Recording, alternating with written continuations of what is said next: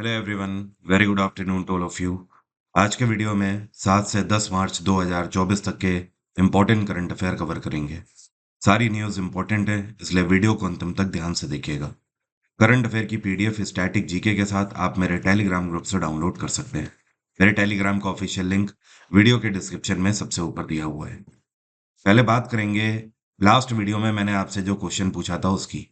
पिछले वीडियो में मेरा आपसे सवाल ये था कि सम्मक्का सरलम्मा महाजात्रा त्योहार जो है ये कौन से राज्य में मनाया जाता है। तो इसका सही आंसर है, मनाया जाता है तेलंगाना में। और ये बेसिकली वहाँ पर हिंदू आदिवासी जनजातियों के द्वारा मनाया जाता है।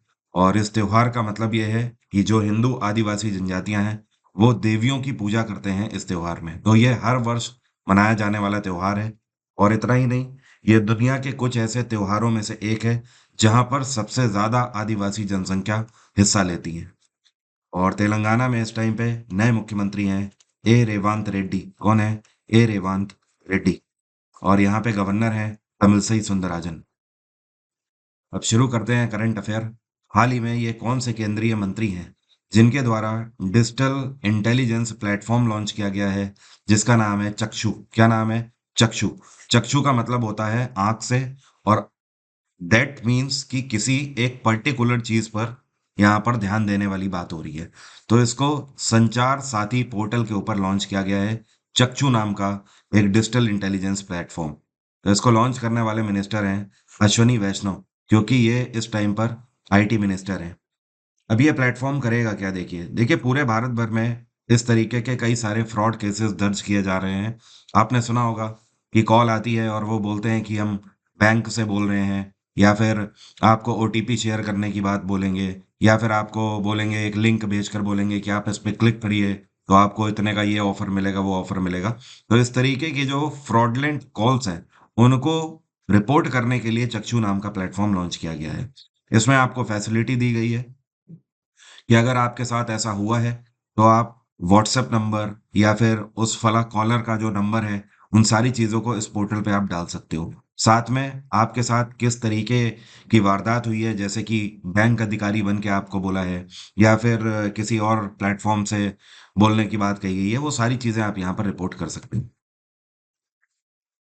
हाल ही में ये कौन सी भारतीय कंपनी है जिनको भारत सरकार की तरफ से पीएलआई ऑटो सर्टिफिकेट मिल गया है? पीएलआई का मतलब यहाँ पर है प्रोडक्शन लिंक इंसेंटिव। मतलब कहने का ये है कि अगर आप इस पर्टिकुलर चीज का उत्पादन करते हैं तो भारत सरकार की तरफ से आपको सब्सिडी भी मिलेगी। और इतना ही नहीं, भारत सरकार आपको ये मंजूरी दे रही है कि आप ये व्हीकल्स प्रमोट कर सकते हैं और बना सकते हैं। तो ऐसी अब 3 कंपनी हैं। आपको बता दूं, पहले तो ओला इलेक्ट्रिक ही सिर्फ थी। ओला भारत की पहली ऐसी कंपनी है जिसको सरकार की तरफ से पीएलआई सर्टिफिकेट मिला था इलेक्ट्रॉनिक स्कूटर्स बनाने के लिए। अब साथ में महिंद्रा एंड महिंद्रा भी है और टाटा मोटर्स भी है। तो टोटल ये 3 कंपनियां अब ऐसी हो गई हैं जिनको पीएलआई ऑटो सर्टिफिकेट मिल गया है। अब ये भारत में आने वाले समय में और ज्यादा जोर शोर से, ओला इलेक्ट्रॉनिक तो पहले ही कर रही थी उत्पादन, अब महिंद्रा और टाटा भी करेंगे इस तरीके के इलेक्ट्रॉनिक स्कूटर्स का प्रोडक्शन। इतना ही नहीं, इसमें सिर्फ ईवी ही नहीं, इसमें हाइब्रिड स्कूटर्स भी बनाए जाएंगे। मतलब कहने का, वो पेट्रोल से भी और बैटरी से भी दोनों तरीके से चल पाएंगे। अगर बैटरी खत्म हो गई है तो आप पेट्रोल वाले गियर पे उसे ला सकते हो। और इसके लिए भारत सरकार ने सब्सिडी के लिए जो धनराशि आवंटित करी है, यह है 25,938 करोड़ की धनराशि आवंटित करी है भारत सरकार ने। ये कौन सी कंपनी है जिसको एनवीडिया ने अभी हाल ही में पछाड़ दिया और ये दुनिया की तीसरे नंबर की मोस्ट वैल्यूएबल कंपनी बन गई है? तो एनवीडिया ने हाल ही में सऊदी अरामको को पछाड़ दिया है। और एनवीडिया जो है ये एक अमेरिकी कंपनी है और ये इलेक्ट्रॉनिक चिप्स बनाने का काम करती है। तो हाल ही में जो एनवीडिया का जो मार्केट वैल्यू है, ये $2 ट्रिलियन का हो गया है। कितना? $2 ट्रिलियन का। और सऊदी अरामको का भी लगभग इतना ही था। ये सऊदी की एक पेट्रोलियम कंपनी है। तो ये आ गई है अब चौथे नंबर पे। नंबर 1 पे मार्केट वैल्यू के आधार पर जो कंपनी है, ये दुनिया में एप्पल है। और नंबर 2 पे माइक्रोसॉफ्ट है। एनवीडिया अब तीसरे नंबर पे है और चौथे पे Saudi Aramco. By the way, Nvidia जो है इसका हेडक्वार्टर क्या है? कैलिफोर्निया इसका हेडक्वार्टर है। और इसके प्रेसिडेंट हैं इस टाइम पे जेनसेन हुआंग। यहाँ पर मैं लिख देता हूँ जेनसेन हुआंग, ठीक है। और एप्पल जो है इसकी स्थापना 1976 में करी गई थी। माइक्रोसॉफ्ट की स्थापना 1975 में करी गई थी। पंजाब नेशनल बैंक ने इनमें से किस कंपनी के साथ पैक्ट साइन किया है और साथ में PNB EMT credit card launch किया है? तो यहाँ पर ईएमटी का मतलब है ईज माई ट्रिप। इनके साथ पंजाब नेशनल बैंक ने एक पैक्ट साइन किया है और सीधा सा मतलब यह है कि पंजाब नेशनल बैंक अपना नया क्रेडिट कार्ड लॉन्च कर रहे हैं उनके लिए, जो कि ईज माई ट्रिप से कहीं पर भी अपनी वैकेशंस या फिर ट्रैवलिंग बुक करते हैं। दरअसल ये जो क्रेडिट कार्ड होगा ये आपको एक्स्ट्रा रिडीम्ड पॉइंट देगा अगर आप किसी दूसरे देश में जाकर या फिर किसी और पर्टिकुलर जगह जाके आप अगर फ्लाइट्स वगैरह की टिकट इससे कराते हो तो आपको एक्स्ट्रा रिडीम्ड पॉइंट मिलेंगे। पीएनबी जो है ये भारत का काफी पुराना बैंक है। 1894 में इसकी स्थापना हुई थी और इतना ही नहीं, ये भारत का पहला स्वदेशी बैंक भी है जिसमें सिर्फ भारतीयों के ही शेयर हुआ करते थे। इसकी स्थापना लाला लाजपत राय के द्वारा करी गई थी। इसका हेडक्वार्टर है नई दिल्ली और इसके चेयरपर्सन है अतानु कुमार गोयल। कौन है? अतानु कुमार गोयल। और ईज माई ट्रिप जो है इसकी स्थापना 2008 में करी गई थी। हेडक्वार्टर है नई दिल्ली और सीईओ हैं निशांत पित्ती। क्या नाम है? निशांत पित्ती। और हाल ही में ये कौन सी ट्रैवल कंपनी है जिसने भारत सरकार के साथ पैक्ट साइन किया था और भारत सरकार इनको रिकॉग्निशन दे चुके हैं कि आप दुनिया भर में भारत के पर्यटन को प्रमोट करें? तो ये है मेक माई ट्रिप। हाल ही में ये कौन सा देश है जो कि दुनिया का पहला ऐसा देश बन गया है जिसने एबॉर्शन को कॉन्स्टिट्यूशनल राइट घोषित कर दिया है? मतलब महिलाएं जो गर्भपात करती हैं वो यहाँ पर अपराध नहीं माना जाएगा। तो ये देश है फ्रांस। फ्रांस गवर्नमेंट के द्वारा हाल ही में इनकी सदन में एक बिल पारित किया गया था और इस बिल पे इन्होंने ये बात कही थी कि फ्रांस के अंदर महिलाओं को एबॉर्शन कराना कॉन्स्टिट्यूशनल राइट होना चाहिए। इस बिल को 780 लोगों का वोट मिला और केवल 72 लोगों ने इस पर्टिकुलर बिल की खिलाफत करी। तो अपने आप में ही ये अपने आप ही पास हो गया है। और यहाँ पर एक जो कि इस फैसले को क्रिटिसाइज भी कर रहा है, बट हाँ उससे भी बड़ा जनसमूह है जो कि इस फैसले को वेलकम कर रहा है। और फ्रांस में इस टाइम पे प्रेसिडेंट हैं इमैनुअल मैक्रोन। कौन है? Emmanuel Macron. यहाँ के प्राइम मिनिस्टर कौन है? ये है गैब्राइल एटल। यहाँ पर मैं लिख देता हूँ गैब्राइल एटल। फ्रांस की कैपिटल तो आपको पता ही है, पेरिस। ये कौन सी जगह है या फिर द्वीप है जहां पर भारतीय नौसेना के द्वारा आईएनएस जटायु को कमीशन किया गया है? तो आईएनएस जटायु अभी हाल ही में लक्षद्वीप का एक आइलैंड है जिसका नाम है मिनिकॉय आइलैंड, यहाँ पर एसोसिएट किया गया है। लक्षद्वीप में इससे पहले सिर्फ एक ही आईएनएस था जिसका नाम है दीप रक्षक। अब उसके बाद दूसरा आईएनएस हो गया है जटायु जो कि लक्षद्वीप वाले एंड से भारत को कहीं ना कहीं हर तरीके से प्रोटेक्ट करने का काम करेगा। और जटायु के बारे में एक और खास बात है, ये एक तरीके का आईएनएस है जो कि आज की डेट में चाहे इमरजेंसी लैंडिंग हो, चाहे अटैकिंग पर्पस हो, हर तरीके से ये तैयार है। लक्षद्वीप की कैपिटल क्या है? इसको बोलते हैं कावारती। क्या बोलते हैं? कावारती। और यहाँ के एडमिनिस्ट्रेशन है प्रफुल्ल कोधा पटेल। ठीक है, पीके पटेल। ये कौन सा वर्ष है जब से ब्लूमबर्ग जो कंपनी है ये भारतीय बॉन्ड्स को अपने मार्केट में लिस्ट कर लेंगे? देखिए है क्या, ब्लूमबर्ग एक फाइनेंस रेटिंग एजेंसी है।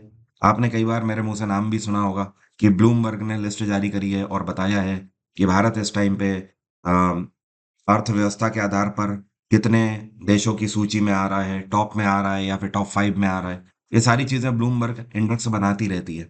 हर साल ये कहीं ना कहीं हर एक देश की जीडीपी में ग्रोथ के लिए भी इंडेक्स बनाती है।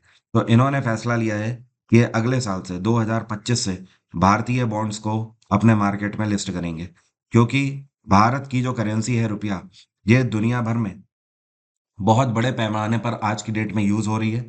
और इतना ही नहीं, हम दुनिया की 5 सबसे बड़ी अर्थव्यवस्थाओं में से एक हैं। तो इस वजह से 2025 से भारतीय बॉन्ड्स को यहाँ पर शामिल कर लिया जाएगा।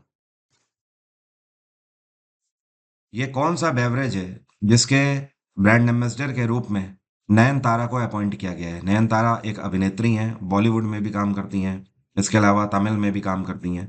तो जो स्लाइस है, स्लाइस की ब्रांड एम्बेसडर इनको अपॉइंट किया गया है। स्लाइस किसका प्रोडक्ट है?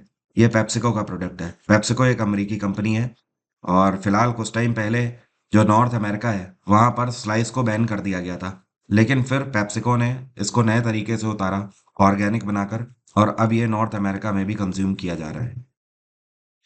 हाल फिलहाल में ही मैंने आपको एक चीज़ और बताई थी, आईपीएल 2024 का जो सीज़न है, इसमें चेन्नई सुपर किंग्स टीम की ब्रांड एम्बेसडर कौन बनाई गई हैं? कैटरीना कैफ। और एक जो इलेक्ट्रॉनिक्स कंपनी है जो कि स्पीकर वगैरह बनाने का काम करते हैं, जिसका नाम है बोट, बोट के brand ambassador Ranveer Singh appoint किए गए थे। प्रधानमंत्री नरेंद्र मोदी के द्वारा भारत की पहली अंडर वाटर मेट्रो सर्विस जो है, इसकी शुरुआत कौन से शहर में करी गई है? तो इसकी शुरुआत कोलकाता में करी गई है। और ये जो अंडर वाटर मेट्रो है, काफ़ी टाइम से ये पेंडिंग थी, काफ़ी टाइम से अंडर कंस्ट्रक्शन थी ये जो पर्टिकुलर मेट्रो है, ये हावड़ा से लेकर सॉल्ट लेक तक कनेक्ट कर रही है। और इसका जो टोटल रूट है, ये करीब 16.6 किलोमीटर का रूट है, करीब करीब आप 17 किलोमीटर बोल सकते हो। और 17 किलोमीटर में से 520 मीटर जो है, ये पानी के अंदर है। और इस 520 मीटर को ये मेट्रो कवर करेगी 45 सेकेंड्स में। ठीक है। तो पहली बार जो नदी के नीचे जो टनल की खुदाई करनी शुरू करी गई थी, वो 2017 में शुरू करी गई थी। तो तब से लेकर आप देख लीजिए, करीब 6 से 7 सालों में ये प्रॉपर ये बन के अब तैयार हो पाई है।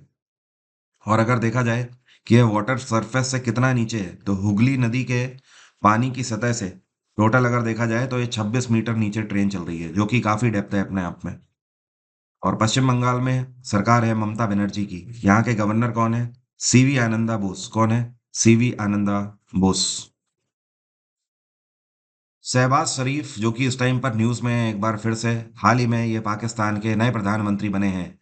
ये कौन सी बार है जब ये प्रधानमंत्री बने हैं? तो शहबाज शरीफ दूसरी बार प्रधानमंत्री बने हैं पाकिस्तान के। और यहाँ पर इनकी संसद में 336 मेंबर ऑफ पार्लियामेंट्स में से 201 वोट इनको मिले हैं। तो बड़ी आसानी से ये प्रधानमंत्री यहाँ के एक बार फिर से बन गए हैं। पीएम नरेंद्र मोदी ने इनको बधाई भी दी है। दुनिया भर के और भी कई सारे वर्ल्ड लीडर हैं जिन्होंने इन्हें बधाई दी। बाकी अगर बात करी जाए तो इमरान खान, जो कि पहले प्रधानमंत्री थे पाकिस्तान के, वो इस टाइम पर जेल पे हैं करप्शन चार्जेस की वजह से। तो इमरान खान की पार्टी के जो दावेदार हैं, जिनका नाम है उमर अयूब खान, इनको भी वोट मिले हैं, लेकिन मात्र 92 वोट मिले हैं। तो जाहिर सी बात है इनकी सरकार तो बन नहीं पाएगी। और इमरान खान की पार्टी का नाम क्या है?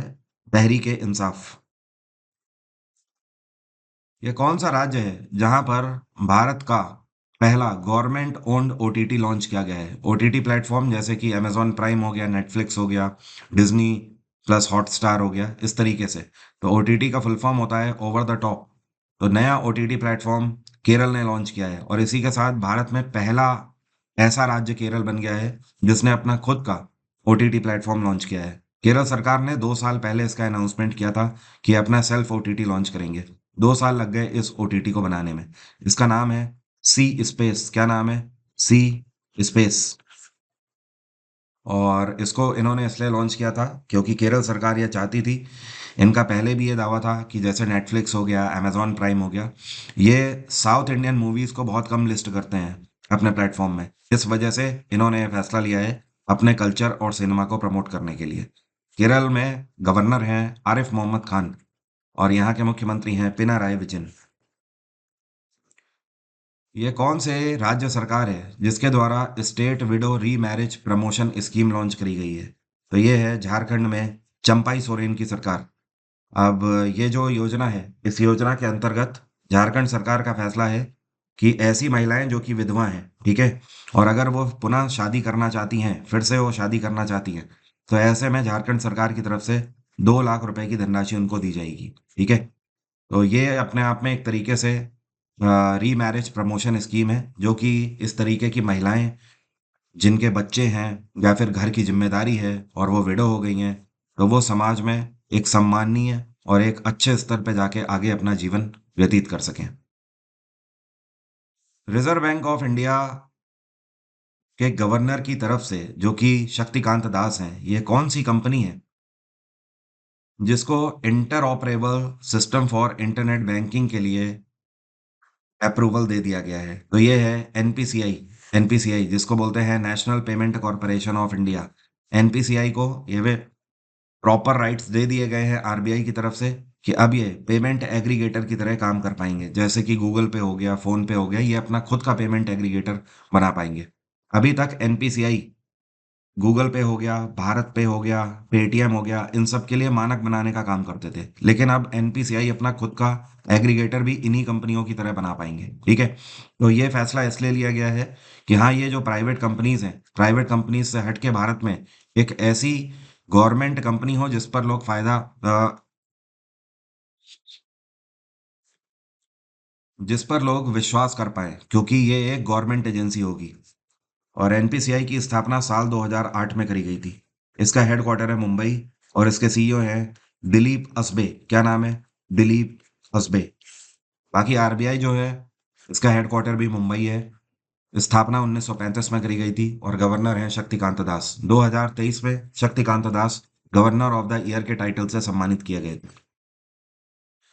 ये कौन सी कंपनी है जो कि भारत में पहली ऐसी कंपनी बन गई है जो कि एआई पावर्ड फिनटेक कंपनी है? फिनटेक का मतलब है फिनेंस टेक्नोलॉजी कंपनी, जो कि वित्त के क्षेत्र में कार्य करते हैं।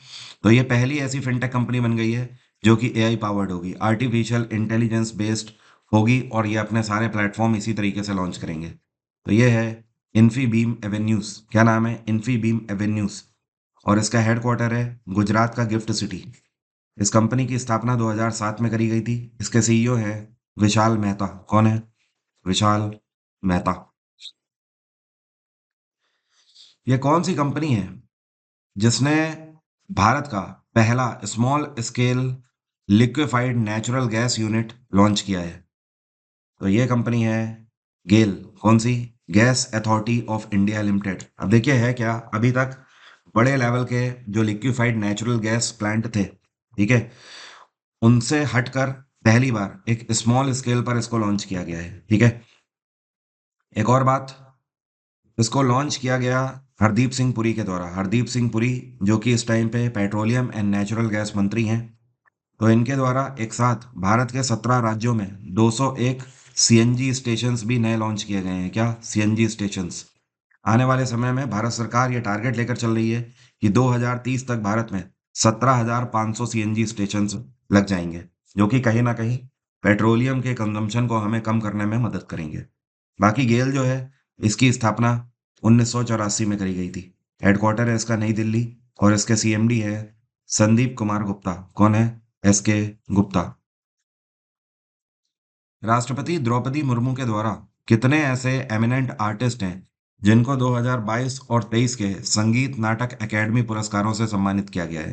तो टोटल इस बार पूरे भारत से 94 ऐसे आर्टिस्ट हैं जिनको सम्मानित किया गया है संगीत नाटक एकेडमी पुरस्कार से। इस पुरस्कार के साथ 1 लाख रुपए की कैश प्राइज भी दिया जाता है, 1 लाख रुपए की धनराशि। और हाल फिलहाल में क्या आप बता सकते हो बॉब जोन्स अवार्ड से किसको सम्मानित किया गया था? बॉब जोन्स अवार्ड, तो इससे टाइगर वुड्स सम्मानित किए गए हैं। टाइगर वुड्स दुनिया के नंबर 1 गोल्फ प्लेयर रह चुके हैं टाइगर वुड, और अमरीकी हैं ये एक।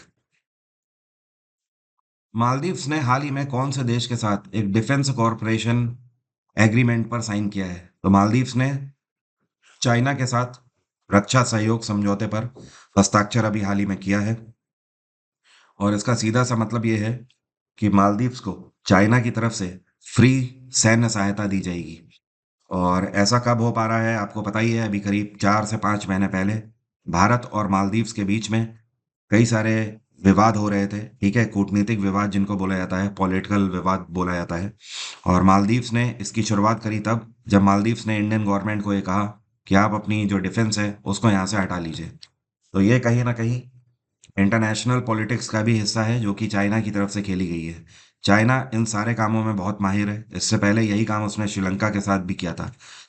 चाइना की हमेशा से अपनी टेरिटरीज को बढ़ाने की रणनीति यही रही है कि जो छोटे छोटे देश हैं उनको इतना सपोर्ट लोन के रूप में दे दिया जाए कि वो कभी उभर ही ना पाए। ये सेम वही वाली बात है कि हाँ भाई, किसी को इतना कर्जा दे दो कि वो आपका एहसान ही ना कभी उतार पाए।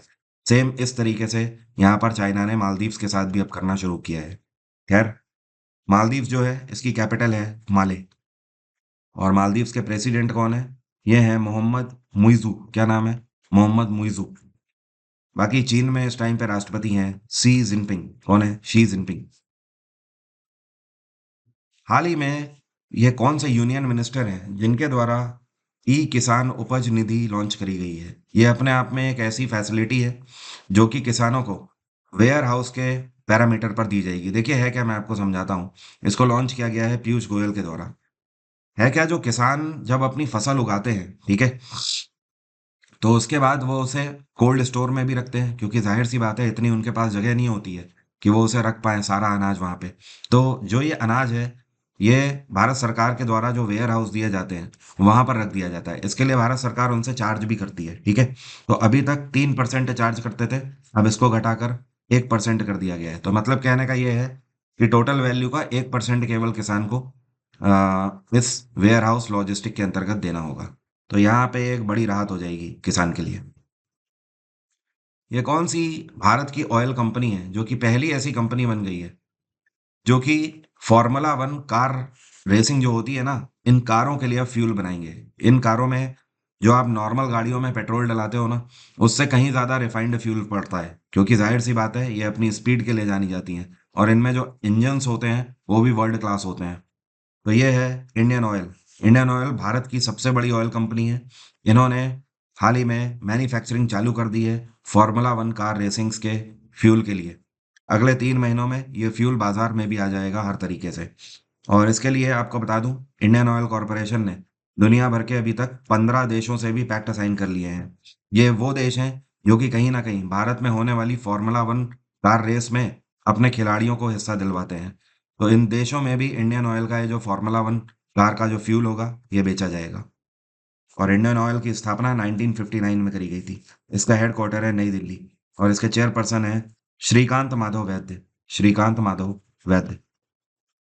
एक चीज आपको पता है, जैसे मान लीजिए दिल्ली में जब आप इंडिया गेट पे आते हैं तो यहाँ पे आप देखोगे अमर जवान ज्योति है, ठीक है, जो कि हमेशा 24 घंटे सातों दिन जलती रहती है, जो कि कभी बंद नहीं होती है। तो ये जो अमर जवान ज्योति है, इसके लिए ये जो सालों से जलती चली आ रही है, तो इसके लिए जो फ्यूल है ये भी इंडियन ऑयल ही प्रोवाइड करती है। एंड इवन इतना ही नहीं, पूरे भारत भर में इस तरीके की जितनी भी हमारे सैनिकों के लिए कहीं पर भी ट्रिब्यूट के स्वरूप में जो भी टॉर्च जलाई जा रही हैं, उन सब के लिए इंडियन ऑयल ही फ्यूल प्रोवाइड करती है। ये कौन सी फूड डिलीवरी कंपनी है जिसने आईआरसीटीसी के साथ पैक्ट साइन किया है? आईआरसीटीसी वही जिससे आप अपना ट्रेन का टिकट बुक कराते हो। और ये पैक्ट इन्होंने इसलिए साइन किया है कि ये इंडियन रेलवेज के स्टेशंस में फूड को डिलीवरी करने का काम करेंगे। तो ये है स्विगी। स्विगी ने एक यहाँ पर नया इनिशिएटिव लिया हुआ है। जैसे कि एग्जांपल के तौर पर आप मान लीजिए कि आप लखनऊ से दिल्ली आ रहे हैं, ठीक है, लेकिन दिल्ली से आप जयपुर जाएंगे, तो अभी आप दिल्ली पे आपकी ट्रेन आके रुकेगी 5 मिनट। तो आप पहले से ही स्विगी पे ऑर्डर कर दीजिए दिल्ली में जो भी चीज़ आपको खाने के लिए मंगानी है, ठीक है। तो यहाँ पर जो स्विगी बॉयज़ होंगे, जो डिलीवरी बॉयज़ होंगे, ये आपकी केवल ट्रेन तक ही नहीं, आपकी सीट तक उस पर्टिकुलर फूड प्रोडक्ट को पहुँचाएंगे। अब इसके लिए कई सारे नॉर्म्स भी हो सकते हैं आने वाले समय में। लाइक अगर डिलीवरी नहीं हो पाती है तो स्विगी आपको एक्स्ट्रा पॉइंट्स देंगे या फिर एक्स्ट्रा कैशबैक दे देंगे, ये सारी चीज़ें उसमें होंगी।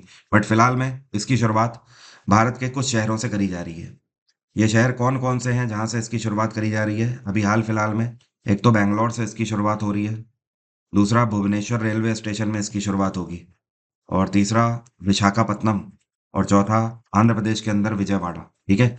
ये 4 शहरों से इसकी शुरुआत करी जा रही है।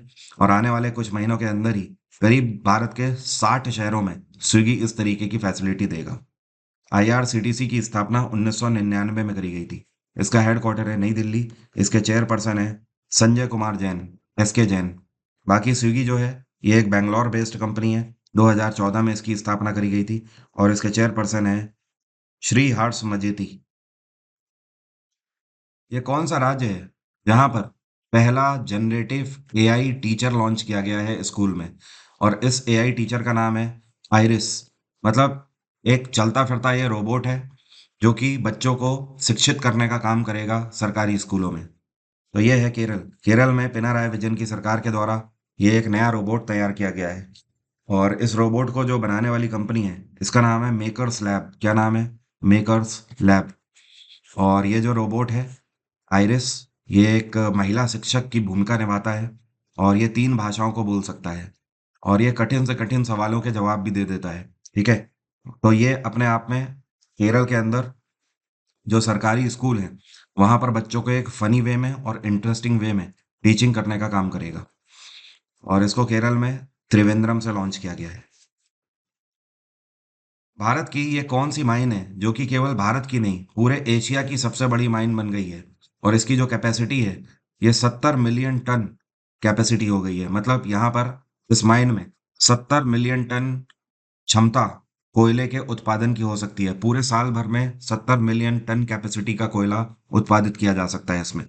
तो इस माइन का नाम है गेवरा खदान। क्या नाम है? गेवरा माइन। और ये किसकी है? कोल इंडिया लिमिटेड की माइन है ये। तो कोल इंडिया लिमिटेड ही इसको पूरे तरीके से मॉनिटर करती है और कोयले का उत्पादन करने का काम करते हैं। फिलहाल अगर बात करी जाए तो इस टाइम पर इस खदान में कोल इंडिया लिमिटेड प्रत्येक वर्ष करीब 52 मिलियन टन कोयले का उत्पादन कर रही है, लेकिन इसको बढ़ा के 70 मिलियन टन भी अब किया जा सकेगा बड़ी आसानी से। कोल इंडिया लिमिटेड की स्थापना 1975 में करी गई थी। हेडक्वार्टर है इसका कोलकाता, और इसके चेयरपर्सन है पी एम प्रसाद। कौन है? पी एम प्रसाद। राष्ट्रीय युवा संसद महोत्सव 2024 में प्रथम पुरस्कार किसने जीता है? तो इस बार नेशनल यूथ पार्लियामेंट फेस्टिवल में फर्स्ट प्राइज मिला है यतिन भास्कर दुग्गल को, और ये हरियाणा से बिलोंग करते हैं। खेल के क्षेत्र में बहुत ही उत्कृष्ट कार्य किया है जिसके लिए इनको सम्मानित किया गया है। और इनके अलावा भी जो बाकी के सेकंड और थर्ड प्राइज हैं, तो सेकंड प्राइज मिला है वैष्णव पिचाई को। वैष्णव पिचाई तमिलनाडु से बिलोंग करते हैं। और जो थर्ड प्राइज मिला है ये कनिष्क शर्मा को मिला है, जो कि राजस्थान से बिलोंग करते हैं। नीति आयोग के द्वारा नीति फॉर स्टेट्स नाम का प्लेटफॉर्म किसके द्वारा लॉन्च किया जाएगा? तो इसको अश्वनी वैष्णव के द्वारा लॉन्च किया जाएगा, जिसका नाम है नीति फॉर स्टेट्स। अब देखिए नीति आयोग का काम क्या है। भारत के जो राज्य हैं उन सभी राज्यों को केंद्र सरकार की तरफ से जो वित्तीय सहायता दी जाती है वो नीति आयोग ही डिसाइड करता है। तो यहाँ पर नीति फॉर स्टेट्स का मेन मतलब ये है कि भारत के जो राज्य हैं और जो यूटीज हैं उनको कहीं ना कहीं एक बैकअप सपोर्ट बनाकर दिया जाए, और साथ में नीति फॉर स्टेट इस चीज को भी एश्योर करेगी कि हर एक राज्य में पंचायती राज सिस्टम को पूरे तरीके से फॉलो किया जाए। मतलब ये होता है पंचायती राज सिस्टम का कि सबसे ऊपर इसमें डिस्ट्रिक्ट लेवल होता है, डिस्ट्रिक्ट के अंडर में ब्लॉक आता है, और ब्लॉक के अंडर में विलेज आता है। ठीक है। तो ये 3 टियर आर्किटेक्चर होता है, एक तरीके से आप बोल सकते हो, जिसका उल्लेख पॉलिटी में मैं करता हूँ पंचायती राज सिस्टम वाले चैप्टर में। तो ये तीनों जो पायदान है ये सही तरीके से काम करें। जो विलेजेस हैं, विलेजेस को मॉनिटर करें अच्छे से ब्लॉक, और ब्लॉक्स को मॉनिटर करें डिस्ट्रिक्ट। ये जो 3 टियर आर्किटेक्चर होता है इसका चेयरपर्सन हमेशा डिस्ट्रिक्ट कलेक्टर होता है। ये कौन सी गवर्नमेंट एजेंसी है जिसने मेटा के साथ पैक्ट साइन किया है, और ये भारतीय स्कूलों में फ्रंटियर टेक्नोलॉजी लैब्स की स्थापना करेंगे? तो मेटा के साथ नीति आयोग ने पैक्ट साइन किया है। मेटा जिसको पहले फेसबुक के नाम से भी जाना जाता था, आपको पता ही है। ठीक है। अब देखिए ये है क्या, इसका मेन उद्देश्य क्या है, यहाँ पर ये समझने वाली बात है। मेटा के साथ इन्होंने जो पैक्ट साइन किया है इसके अंतर्गत पूरे भारत भर में जो सरकारी स्कूल्स होंगे वहां पर एआई बेस्ड टेक्नोलॉजी लैब्स स्थापित करी जाएंगी, ताकि जो भारत का फ्यूचर है, जो बच्चे हैं जो सरकारी स्कूलों में पढ़ रहे हैं, उनको रोबोटिक्स की जानकारी हो सके, साइबर सिक्योरिटी की भी जानकारी हो सके, एंड वर्चुअल रियलिटी क्या होती है, 3D टेक्नोलॉजीज क्या होती हैं, इन सब को सिखाने का काम करेगा मेटा। नीति आयोग की स्थापना 2015 में करी गई थी। इसका हेडक्वार्टर है नई दिल्ली, और इसके सीईओ कौन है? BVR सुब्रमण्यम। हाल ही में सैप, जो कि एक जर्मन टेक्नोलॉजी कंपनी है, तो इसके इंडियन सब कॉन्टिनेंट में नए एमडी और प्रेसिडेंट कौन बनाए गए हैं? तो सैप टेक्नोलॉजीज के नए एमडी और सीईओ होंगे अब मनीष प्रसाद। कौन होंगे? मनीष प्रसाद। और इन्होंने जिनकी जगह ली है इनका नाम क्या है? इनका नाम है कुलमीत बाबा। ये रिटायर हो गए हैं। ये कौन सी स्पेस एजेंसी है जिसके द्वारा मीथेन ट्रैकिंग सैटेलाइट लॉन्च करी गई है हाल ही में? तो ये है स्पेस एक्स। देखिए है क्या, पूरे दुनिया भर में जो आजकल ग्लोबल वार्मिंग चल रही है, जिसकी वजह से आप देख सकते हो लगातार बर्फें पिघल रही हैं पहाड़ों पे, और जो मैदानी इलाके हैं वहाँ पर अ, एक तरीके से इतना ज़्यादा पानी आ जा रहा है कि फसल भी खराब हो जा रही है, या फिर जो पर्टिकुलर प्लेसेस हैं वो बाढ़ के रूप में समा जा रहे हैं। ठीक है। तो इसके लिए केवल CO2 जिम्मेदार नहीं है या कार्बन जिम्मेदार नहीं है, इसके लिए मीथेन भी जिम्मेदार है।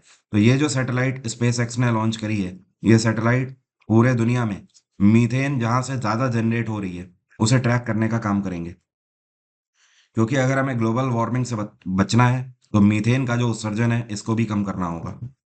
और इसकी जो खास बात है, इस सैटेलाइट का नाम ही मीथेन सैट रखा गया है। क्या रखा गया है? Methane sat. और ये एक दिन में 15 चक्कर लगाएगी करीब अर्थ के। ठीक है, इतनी तेज है ये सैटेलाइट, ऐसे समझ लीजिए आप। और स्पेस एक्स जो है, इन्होंने फॉल्कन रॉकेट से इसको लॉन्च किया है। इसकी स्थापना 2002 में करी गई थी। हेडक्वार्टर है स्पेस एक्स का कैलिफोर्निया। और इसके चेयरपर्सन है एलॉन मस्क। ये एलॉन मस्क की कंपनी है। पाकिस्तान में पहली बार वहां के पंजाब प्रांत में किसी सिख को मंत्री का पदभार मिला हुआ है। तो पाकिस्तान में पहली बार पंजाब प्रोविंस में कोई सिख मिनिस्टर बने हैं और इनका नाम है रमेश सिंह रोड़ा। इससे पहले ये 3 बार मेंबर ऑफ पार्लियामेंट भी रह चुके हैं और अब जाकर ये मंत्री बने हैं पंजाब प्रांत के। तो ये अपने आप में एक माइलस्टोन हो गया है कि जब से पाकिस्तान बना है 1947 से, तब से लेकर आज तक यहाँ के पंजाब प्रोविंस में पहली बार कोई सिख मिनिस्टर का पदभार ले रहे हैं।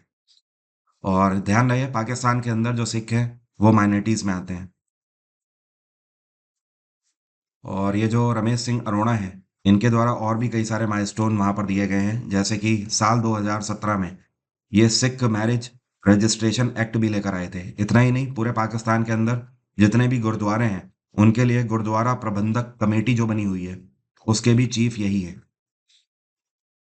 अंतर्राष्ट्रीय महिला दिवस प्रत्येक वर्ष कौन से दिन मनाया जाता है? तो यह दिवस परसों के दिन मनाया गया। 8 मार्च को यह दिवस हर वर्ष मनाया जाता है।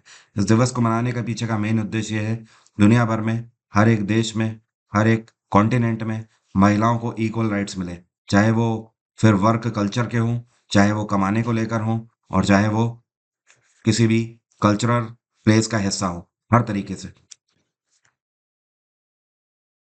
भारत सरकार के द्वारा 10,372 करोड़ की धनराशि आर्टिफिशियल इंटेलिजेंस को बूस्ट करने के लिए आवंटित करी गई है। इस मिशन का नाम क्या है? इसका नाम रखा गया है इंडिया एआई मिशन।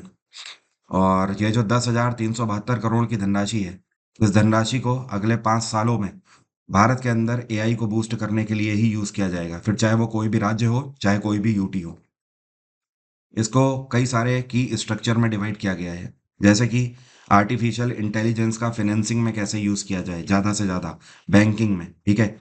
इसके अलावा डेटा सेट्स में कैसे यूज़ किया जाए, इनोवेशन में भी हमें आर्टिफिशियल इंटेलिजेंस पे ही जाना है। कंप्यूटिंग कैपेसिटी को हमें बढ़ाना है, जैसे कि हमारे सुपर कंप्यूटर्स वगैरह हमें और बेहतर तरीके से आगे लेकर आने हैं। फ्यूचर टैक्टिक्स पर भी ध्यान देना है। आज की डेट में एआई हर एक जगह पर है। बिना एआई के आज की डेट में चीज़ें पॉसिबल नहीं हो पा रही हैं।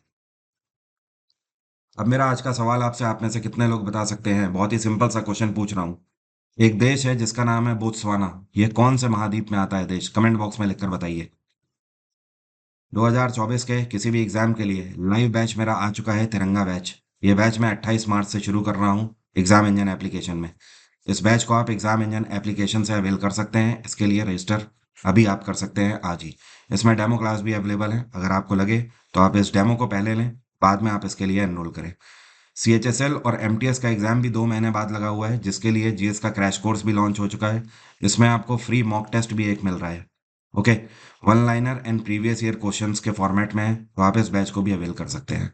बाकी आप रिकॉर्डेड फुल जीएस जीके का मेरा फाउंडेशन भी अवेल कर सकते हैं। अगर आपके पास समय नहीं है, आप एक ही बार में पढ़ना चाहते हैं, तो मैं कहूँगा आप इसी को रिकमेंड करें।